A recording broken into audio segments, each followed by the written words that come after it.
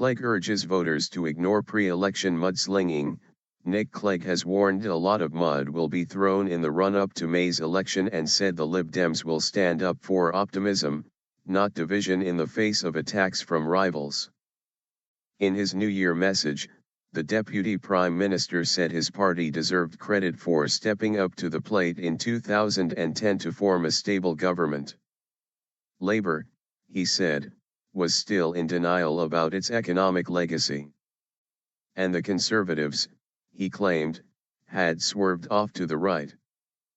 May's election will be the first time in many years that a Liberal Party has gone into an election as a party of government and been judged on its record in power.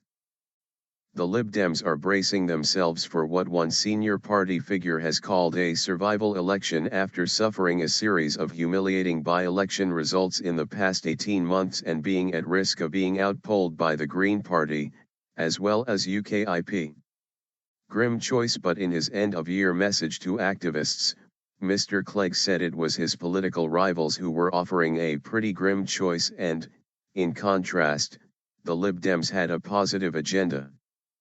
I will always stand up for the liberal British values of openness, tolerance, and compassion against those who peddle the politics of grievance, fear and blame, he said. This year, a lot of mud will be thrown. A lot of over-the-top claims will be made, a lot of accusations will be hurled around the place.